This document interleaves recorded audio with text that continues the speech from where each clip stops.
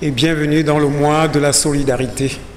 Comme la chanson le dit, la parole de Dieu est une lampe devant nos pas, elle éclaire nos sentiers, parce que le Seigneur sait que sans sa parole, nous marchons dans les ténèbres.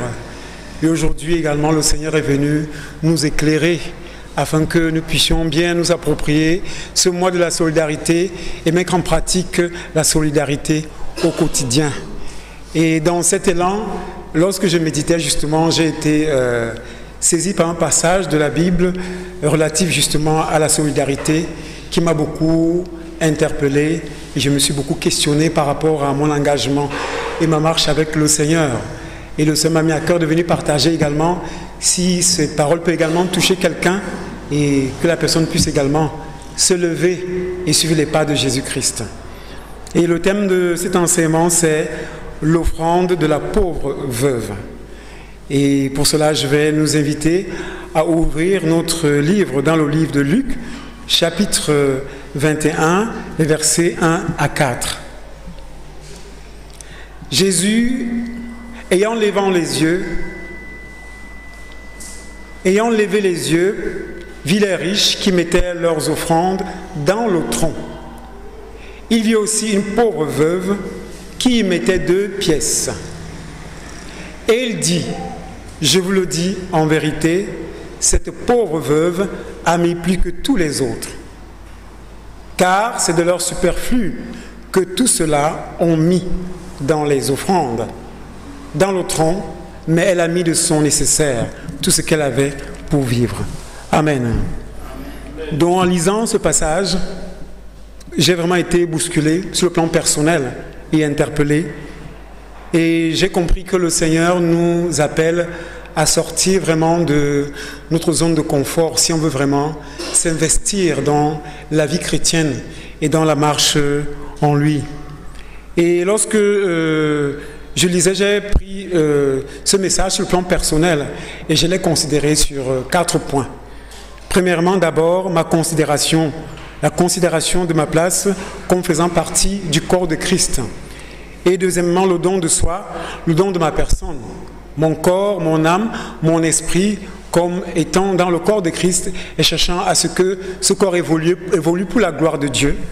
Et troisièmement, mon apport sur le plan matériel et financier pour l'avancement de l'œuvre de Dieu. Et quatrièmement, le service pour la gloire du Seigneur. Et revenons sur la considération comme membre du corps de Christ. Le Seigneur nous rappelle dans sa parole qu'il est la tête de l'Église. Et nous sommes également les membres de ce corps. Et en tant que nous sommes les membres de ce corps, chacun a sa place dans ce corps. Je peux être la main, tu peux être le pied, l'autre peut être l'ongle. Et chacun a son importance dans ce corps de Christ. Et c'est ce que la veuve a vu et elle a senti que réellement elle avait sa place. Elle s'est levée pour aller poser cet acte qui a été bénissant et qui a interpellé le Seigneur Jésus. Et aujourd'hui, pour moi, je considère cette veuve comme étant moi, cette veuve comme étant également toi qui es là aujourd'hui. Parce que cette veuve a, dans son caractère, dans sa vie, dans le regard qu'on peut porter sur elle, elle ressort beaucoup de fragilité. La première fragilité d'abord, c'est qu'elle est veuve, c'est-à-dire elle a perdu son mari. Sur le plan émotionnel, c'est quelqu'un de très affecté, c'est quelqu'un de vide, c'est quelqu'un de vraiment affecté et blessé dans son être tout entier parce qu'elle n'a plus le support, elle n'a plus l'appui de cette personne qui certainement l'a accompagnée toute sa vie durant et qui est partie et l'a laissée toute seule. Et dans l'autre plan également, la Bible a insisté en disant « pauvre veuve ». Donc sur le plan financier, elle est complètement démunie, elle est pauvre, elle est déstabilisée, elle est déséquilibrée. En d'autres termes, elle n'a rien vraiment de quelqu'un qui peut vraiment s'investir dans quoi que ce soit parce que tout prête à ce qu'elle-même puisse même se disqualifier dans n'importe quel programme et qui plus est encore celui de Dieu. Peut-être pouvait dire que Dieu l'a abandonné et pour cela que Dieu l'a rendu ainsi. Mais son cas est tellement fort interpellateur parce que ça m'a permis de comprendre que nous n'avons pas d'excuses dans la marche avec le Seigneur. Quel que soit notre statut, quels que soient les problèmes qu'on peut vivre sur le plan personnel, qui peuvent nous affecter sur le plan même sentimental, sur le plan émotionnel, nous devons croire que ceci ne doit pas nous donner des raisons d'abandonner notre marche avec le Seigneur, mais plutôt trouver en cela une raison pour nous attacher à lui, une raison de croire que tout est possible et qu'il a un regard bienveillant, il a un regard d'amour sur nous. Et j'insiste parce que beaucoup de gens jugent par apparence. Quelqu'un peut venir, même si la personne n'est pas veuve et elle est bien portante d'apparence, mais souffre dans le fond d'elle-même.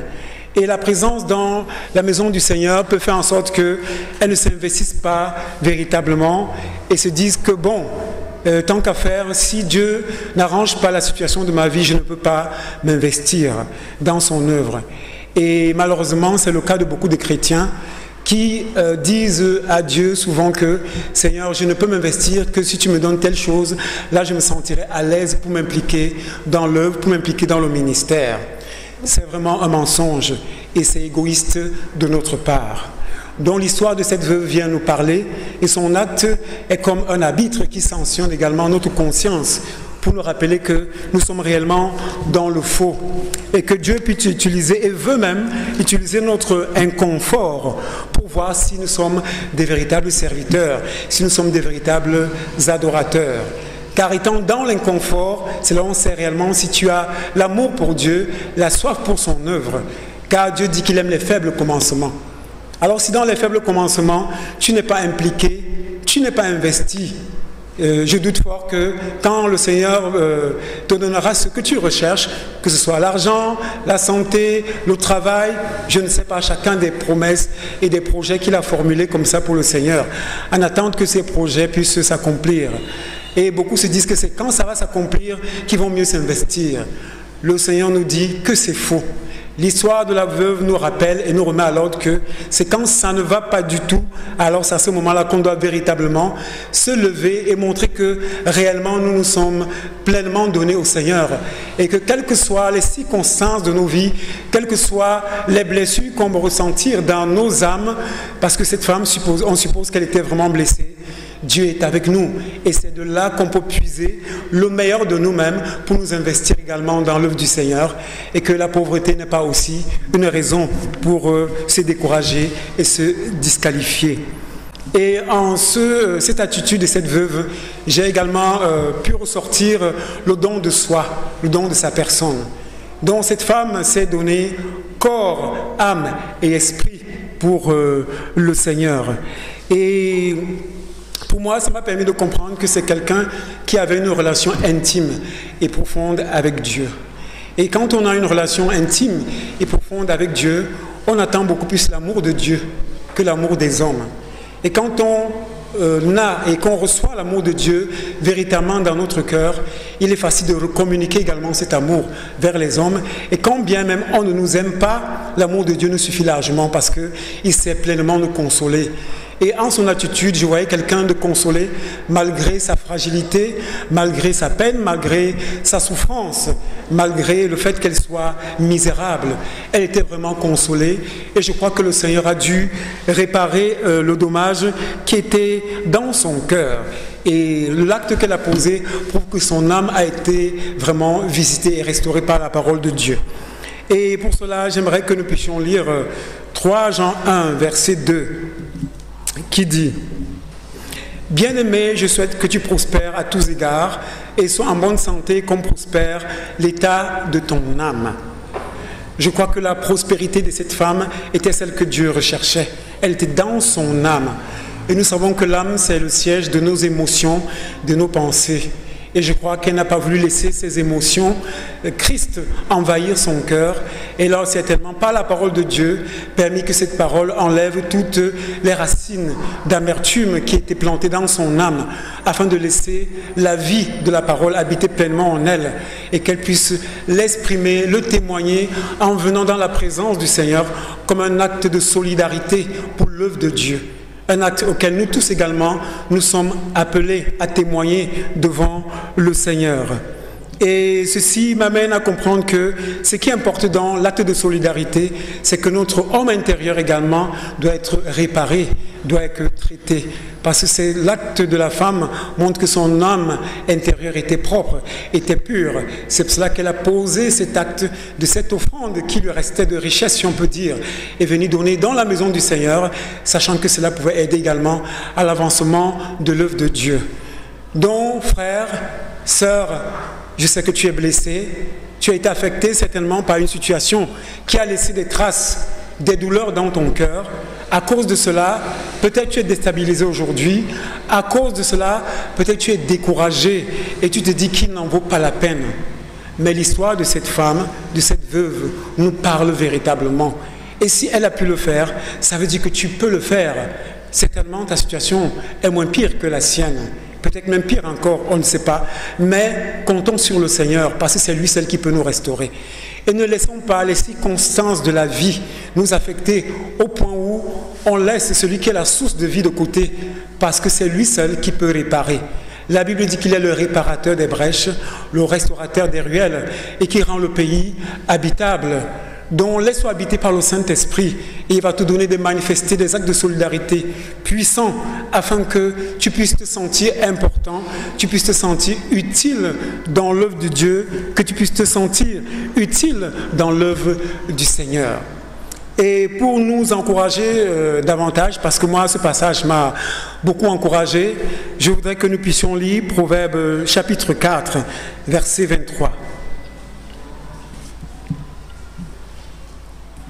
Proverbe 4, 23 dit « Garde ton cœur plus que toute autre chose, car c'est de lui que viennent les sources de la vie. » Amen. Donc les sources de la vie viennent de notre cœur. Et l'acte de la veuve, son acte de solidarité, montrait qu'elle a su où venait la source de toute chose, c'était dans son cœur. Et dans ce cœur-là, le Seigneur Jésus y habitait pleinement. L'Éternel habitait pleinement dans son cœur et il a laissé agir Dieu dans son cœur et il a posé un acte qui aujourd'hui, j'en suis sûr, nous bénit profondément et qui nous touche pleinement.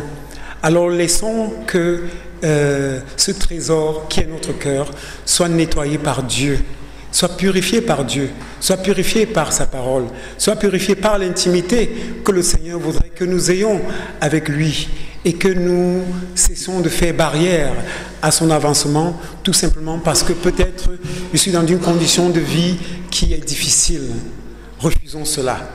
Vous savez, quand quelqu'un est dans des difficultés, c'est parfois difficile de lui prêcher l'évangile et d'écouter la parole de Dieu. Mais c'est également le meilleur moment où la parole de Dieu fait également son effet. Car nous savons que c'est dans le désert que le Seigneur parle à notre cœur. Je ne sais pas quel est le désert que tu traverses aujourd'hui et qui te met dans l'abattement et qui te met dans le découragement au point où tu veux baisser les bras, au point où on vient toquer à ta porte pour te prêcher l'évangile ou te présenter un traité biblique. Tu refuses et tu dis Dieu t'a abandonné. Je ne sais pas dans quelle situation d'abattement tu es aujourd'hui. Peut-être tes affaires ne marchent plus et tu te dis que Dieu ne te gère plus et qu'il t'a abandonné. Ne te laisse pas abattre. Peut-être que le Seigneur voudrait encore parler à ton cœur aujourd'hui pour te dire qu'il est le maître de toutes choses et que c'est lui qui peut régler toutes tes affaires.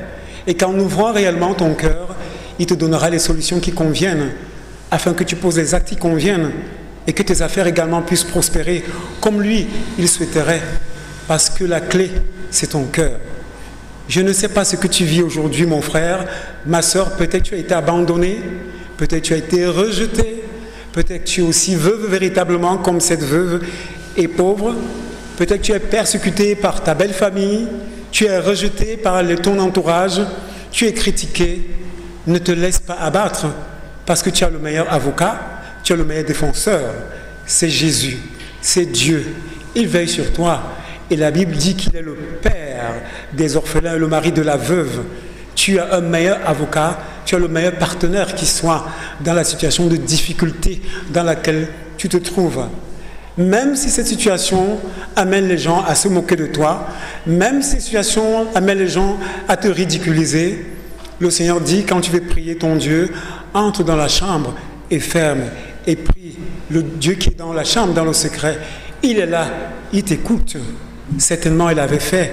Elle est entrée dans la chambre de son cœur, elle est entrée dans l'intimité avec Dieu, et Dieu lui a donné le courage pour lui dire, lève-toi, ta place est dans ma maison. Elle n'a pas fait comme les autres en se disant que c'est la place de quelqu'un d'autre. Elle a pris conscience qu'il y a sa place dans la maison du Seigneur. Elle est venue tout simplement occuper sa place. Et chacun a sa place. Personne ne peut combler la place de quelqu'un d'autre. Jamais. Dieu a sa place parce que nous tous, nous sommes les membres de son corps. C'est comme un boulon dans une voiture. Par exemple, si ce boulon quitte, le pneu peut éclater, toute la voiture se renverser. Or, ce boulon a son importance. Il en est de même également pour toi, il en est de même également pour moi. Les blessures de l'âme se reparent dans le Seigneur.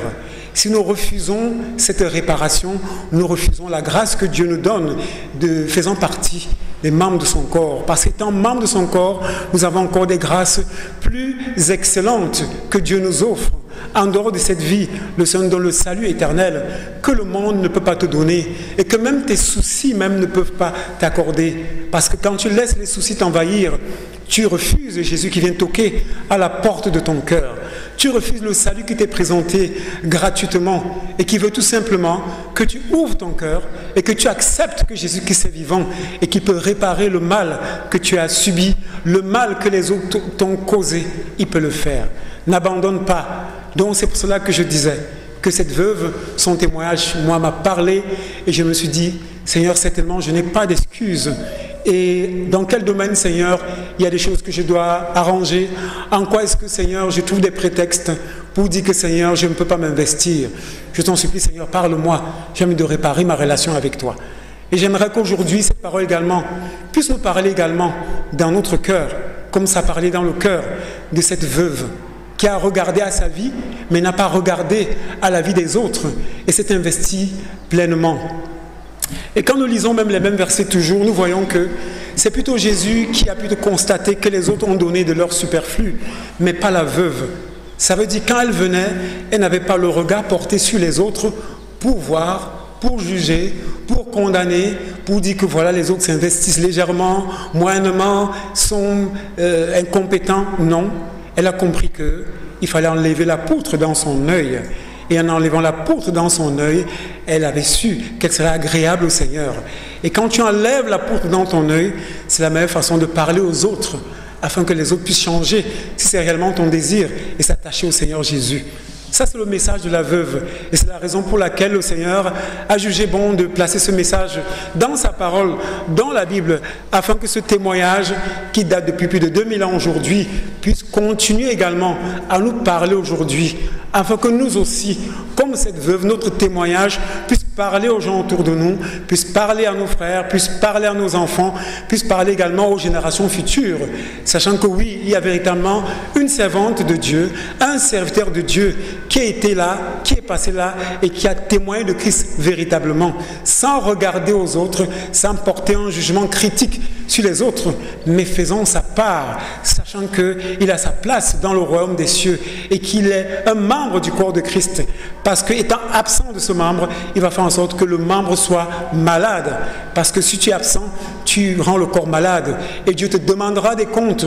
Pourquoi est-ce que tu n'as pas donné ta part? Pourquoi est-ce que tu n'as pas donné ta participation, c'est-à-dire ton cœur? Parce que c'est dans ce cœur-là que viennent les sources de nos vies.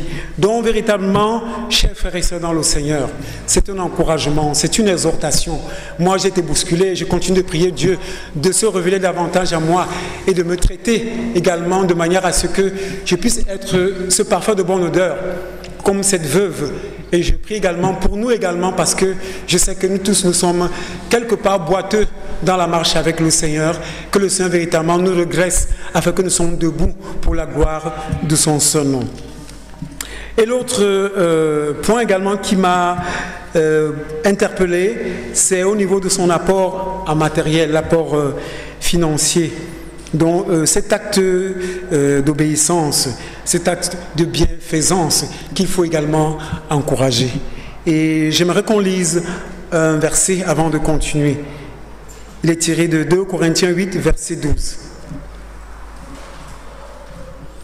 La bonne volonté, quand elle existe, est agréable en raison de ce qu'elle peut avoir à sa disposition et non de ce qu'elle n'a pas. Je relis. La bonne volonté, quand elle existe, est agréable en raison de ce qu'elle peut avoir à sa disposition et non de ce qu'elle n'a pas.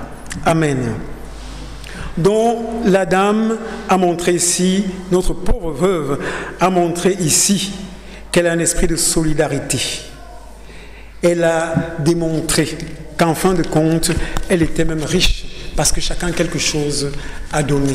C'est pour cela que le Seigneur nous dit que la bonne volonté, quand elle existe, est agréable en raison de ce qu'elle peut avoir à sa disposition et non de ce qu'elle n'a pas. Ce qui importe à Dieu, c'est ce que tu amènes dans sa maison. C'est selon ta prospérité, selon ta richesse. Si ta prospérité, c'est 500 francs, et que tu penses que dans 500 francs, tu peux amener 100 francs pour l'avancement du royaume de Dieu, tu fais bien. Dieu te le compte comme des millions, si tu veux. Si tu as des millions, Dieu sait la portion qu'il te demande d'amener dans sa maison. C'est ce que Dieu attend de nous. Il n'attend pas que nous ayons des immeubles, des grosses voitures, des villas et l'argent rempli dans nos comptes bancaires. C'est pas ça. Le compte bancaire de Dieu pour nous est déjà rempli. Et ce qu'il te donne, c'est ce qu'il veut que tu apportes et que tu donnes comme investissement. Vous savez, il y a beaucoup de personnes qui ont honte de mettre même dans le panier 10 francs, 25 francs ou 50 francs. Ils se disent que Seigneur, ce n'est rien comparé à ce que les autres mettent. Du coup, Seigneur, je ne mets pas. Ceux qui en ont beaucoup vont combler mon vide. C'est une erreur. C'est comme la parabole des talents. Si tu enterres, Dieu va prendre ce talent et va donner à quelqu'un d'autre.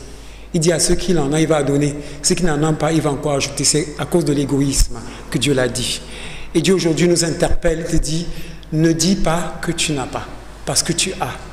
Cette veuve qu'on pouvait traiter de dépourvue, elle a compris dans son intimité avec le Seigneur qu'elle avait quelque chose de fort et de profond à donner.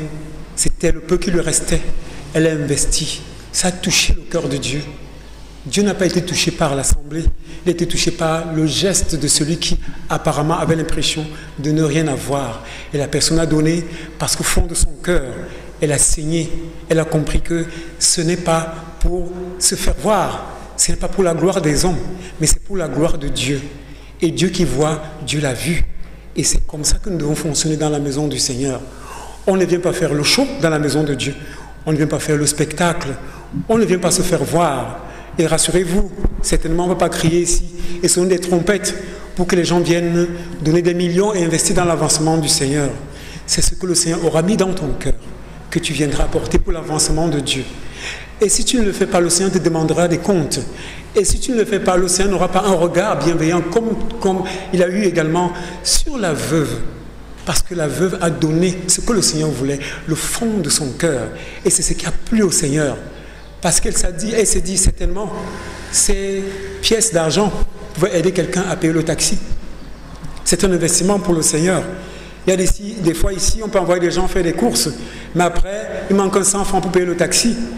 On n'a pas l'argent, peut-être ce sont les 100 francs de celui qui n'avait pas, qui compte maintenant à ce moment-là pour le taxi de cette personne qu'on a commissionnée. Et Dieu tient compte de ça. Et c'est pour la gloire du Seigneur. Donc franchement, le Seigneur nous parle aujourd'hui, parce que moi il m'a parlé. Et j'ai pris vraiment qu'il vous parle. Il parle à votre cœur.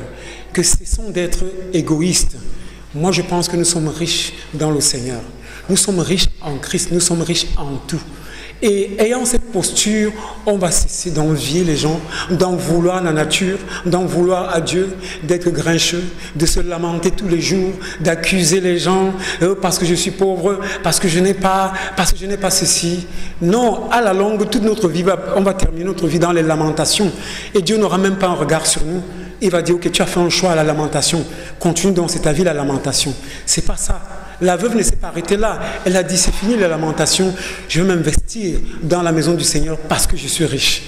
Nous sommes riches en Jésus. Nous sommes riches en Dieu. Sinon, nous ne serons pas là aujourd'hui parce que chacun a quelque chose à donner de fort qui peut toucher le cœur de Dieu et que Dieu pose son regard sur toi. Mon frère, tu veux vraiment que Dieu pose son regard sur toi? Ma soeur, tu veux que Jésus-Christ se lève? Il y a des gens qui prient, Seigneur, je veux que tu te souviennes de moi aujourd'hui. Seigneur, fais-moi grâce aujourd'hui. Il y a des actes quand on les pose, Dieu pose son regard sur toi. Dans le secret, pas pour plaire aux hommes. Il sait, dans le secret. Et c'est ce que Dieu nous dit, comme il a fait également pour cette veuve. Donc mon frère, sens-toi vraiment encouragé aujourd'hui, sens cette parole parler à ton cœur, et celle-là vraiment dans ton cœur. On a dit que notre cœur, c'est notre trésor, c'est dans notre cœur que nous avons toutes les sources de la vie. C'est cette parole dans ton cœur afin de ne plus pécher contre le Seigneur. Si c'était ton attitude d'être égoïste, d'être attentiste, d'être tout le temps à te plaindre, à te taxer toi-même de pauvre, si tu te regardes comme pauvre, Dieu va te regarder comme tel. Or, lui t'a déjà rendu riche en Jésus-Christ, notre Sauveur. Donc, sentons-nous encouragés, frères, et ne laissons pas les blessures de notre âme nous déstabiliser et nous affecter. Et l'autre point, et le dernier qui m'a touché, c'est celui de le service dans la maison du Seigneur. Et il y a un passage qui me parle dans ce sens-là, et c'est celui de 2 Corinthiens 1, versets 3 à 5, qui dit « Béni soit Dieu, le Père de notre Seigneur Jésus-Christ, le Père des miséricordes et le Dieu de toute consolation, qui nous console dans toutes nos afflictions, afin que par la consolation dont nous sommes l'objet de la part de Dieu, nous puissions consoler ceux qui se trouvent dans l'affliction. Car de même que les souffrances de Christ abondent en nous, de même notre consolation abonde par Christ. » Amen. C'est une femme qui a souffert, c'est une femme qui a trimé, mais à cause de ce qu'elle s'est sentie consolée, elle a décidé de consoler également les autres. Certainement, quelqu'un lui avait donné une ou moindre pièce d'argent apparente à ses yeux, mais elle a considéré cette pièce. Elle a senti qu'une pièce d'argent peut également bénir quelqu'un. Elle est partie consolée parce qu'elle a été consolée par Dieu. Non seulement sur ce plan-là, mais sur le plan émotionnel, elle a été consolée. Dieu a remplacé le vide. Dieu a remplacé ce vide par l'amour. Et l'expression de son amour s'est manifestée dans le service pour Dieu, en posant cet acte parce qu'elle savait que ça pouvait aussi aider une veuve, un orphelin ou quelqu'un à qui l'Église a peut-être décidé de payer les études, l'école et ainsi de suite. Elle est venue faire sa part, elle a mis dans le tronc, elle a compris qu'elle doit servir. Et qu'est-ce que j'ai compris dans ce message? C'est que nous sommes appelés en tant que nous devons manifester des actes de solidarité dans l'avancement de l'œuvre du Seigneur, à servir, à nous investir. Elle avait certainement le ministère de la consolation. Mais toi, tu as quel ministère, mon frère? Qu'est-ce qui te parle dans ton cœur et que tu peux faire pour que Dieu se sente joyeux en te voyant parce que tu t'investis? Ce n'est pas tant ton argent que Dieu veut, ce n'est pas tes finances que Dieu veut, ce n'est pas le matériel que Dieu veut aussi. C'est ton cœur, quelle est la capacité, l'aptitude que tu as. Dans quel couloir est-ce que tu sens qu'ici, Dieu m'a capacité et je peux le donner sans me plaindre, sans me lamenter, sans regarder que les autres n'ont pas fait? Est-ce balayer le sol et que je peux le faire? Alors, c'est la place que le Seigneur t'attend. Et c'est à cause de ça que Dieu va te regarder avec un regard d'amour et témoigner de ta vie devant les autres. Est-ce dans un autre département, dans un autre domaine, dans l'évangélisation, dans la rédaction des traités bibliques? Il y a tellement de choses dans la maison de Dieu à faire. Mais la maison de Dieu est vide d'espace à cause de ce que les candidats qui doivent occuper ces places ne sont pas là. Ils sont chez eux en train de se lamenter, en train de se plaindre, en train de revendiquer, d'accuser Dieu de toute forme de maux. Mon frère, tu te trompes et tu pèches. Et en faisant ainsi, tu te condamnes toi-même et tu laisses la grâce de Dieu passer devant ta porte.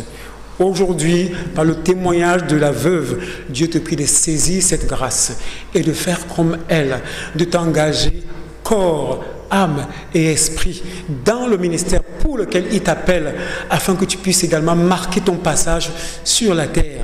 On ne marque pas son passage sur la terre par les biens matériels. On marque le passage sur la terre par notre cœur, par notre attachement à Jésus et par des œuvres spirituelles, comme cette œuvre a posé. Ces œuvres sont éternelles. C'est pour cela qu'elle nous parle aujourd'hui. Donc, frères et sœurs, que le Seigneur vous bénisse. Et si ce message t'a touché, je vais t'inviter à prendre un temps de silence et à te repentir. Après, le pasteur va prier pour nous.